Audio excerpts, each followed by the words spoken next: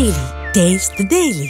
సంగారెడ్డి జిల్లా నాగలిగిద్ద మండలం మోర్గి ఆదర్శ బాలికల హాస్టల్ సమస్యలకు నిలయంగా మారింది. పేరుకే ఆదర్శ బాలికల వసతి గృహం అయినా సౌకర్యాలు మాత్రం శూన్యం. ఏదైనా ఘటన జరిగినప్పుడే అధికారులు వచ్చి హడావిడి చేస్తారు, సమస్యలు అడిగి తెలుసుకుంటారు, తర్వాత వాటిని గాలికి వదిలి పెడదారి పడతారు. ఇక దీంతో సమస్యలు మాత్రం ఎక్కడికక్కడే ఉంటాయి. తమ సమస్యలు అడుగుతున్నారే తప్ప పరిష్కారం మాత్రం చూపడం లేదని విద్యార్థులు ఆవేదన చెందుతున్నారు.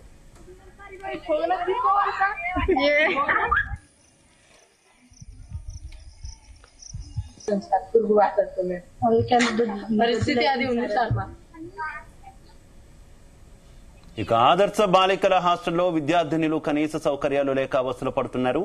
ఇక్కడ నీటి కొరత తీవ్రంగా ఉంది. స్నానాలకు నీళ్లు లేక వర్షపు నీటిని పట్టుకుని స్నానాలు చేస్తున్నామంటున్నారు విద్యార్థినులు.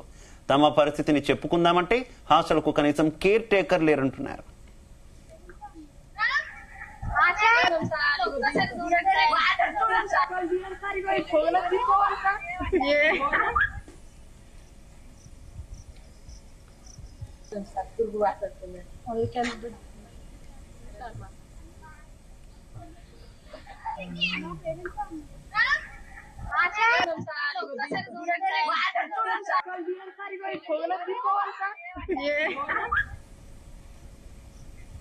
ఇక ఇక్కడి ఆహారం గురించి ఎంత తక్కువగా మాట్లాడితే అంత మంచిదనేది విద్యార్థుల మాట.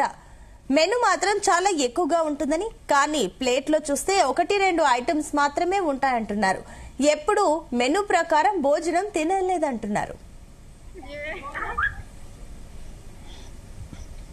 నా పేరు భవాని, మాది టీజీఎంఎస్ మోర్గి. మా హాస్టల్లో చాలా ప్రాబ్లమ్స్ ఉన్నాయి సార్. స్పెషల్ గా అయితే ఫుడ్ మెను సరిగా రాదు, కూరగాయలు కూడా సరిగ్గా రావు. మెను ప్రకారం అసలు ఫుడ్డే పెట్టారు. మాకు గ్రాసరీస్ కూడా లేవు. మా హాస్టల్ ముందు మొత్తం గడ్డే ఉంటుంది సార్. ఆ గడ్డి కూడా సరిగ్గా క్లీన్ లేదు. వాటర్ అయితే అసలే రావు. వాటర్ అయితే రావడమే 2-3 డేస్ కి ఒకసారి వస్తుంది. కనీసం సరిగ్గా రావు. బాత్రూమ్స్ కూడా నీట్గా ఉండలేకపోతున్నాయి. బట్టలు ఉతుకోవడానికి మాకు ప్లేస్ కూడా లేదు. స్పెషల్ అంటే ఫుడ్ దగ్గర అసలు మెను సరిగ్గా లేదు, ఏం సరిగ్గా లేదు. మెను మాత్రం సరిగ్గా పెట్టరు. గ్రాసరీస్ లేవు, సరిగ్గా కూరగాయలు కూడా రావు. చికెన్ కూడా వీక్లీ వన్స్. మెనూలో ఉన్నట్టు చికెన్ రానే రాదు. ఎవరైనా సార్ వాళ్ళు వస్తేనే మెనూలో ఉన్నట్టు పెడతారు. మెనూలో ఉన్నట్టు కూడా అప్పుడే తెచ్చి పెట్టిస్తారు. దాని తర్వాత మళ్ళీ ఉండవు.